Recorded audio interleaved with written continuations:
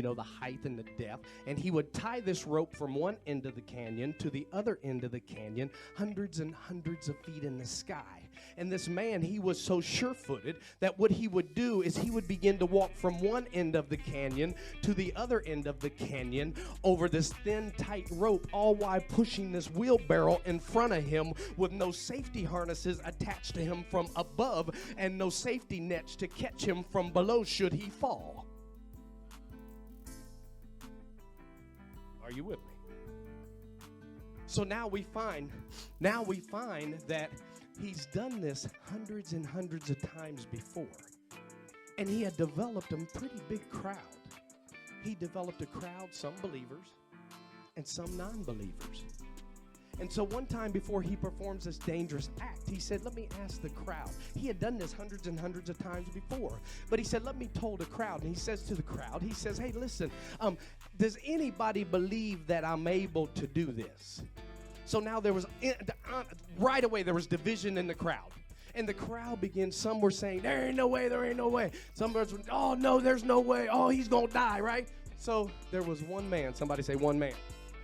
In this crowd of doubters and in this crowd of non-believers, there was one man who said, I know that he can do it, and I'm willing to bet everything that I have on it. And so then instantly the crowd all was looking at him, and the extremist said to the man, he said, sir, let me ask you a question.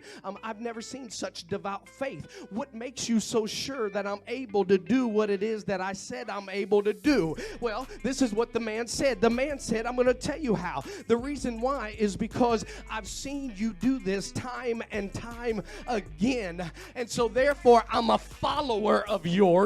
And because I'm a follower of yours, I've seen your steady hand at work. I've seen your steady foot at work. And I know what it is that you can do. And I know that you would never let me down. And I'm willing to bet everything I have on it.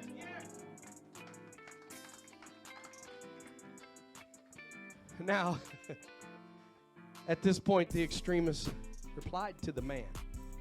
He said to the man, he said, sir, I've never seen such faith like this before. You got to forgive me.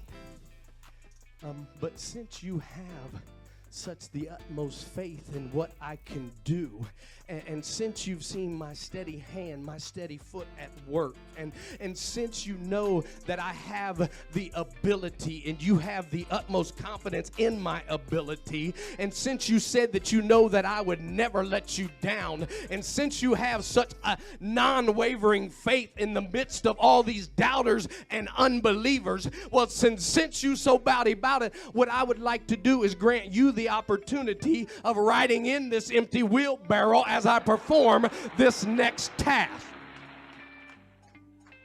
Some of y'all didn't even get it. What do you think the man said?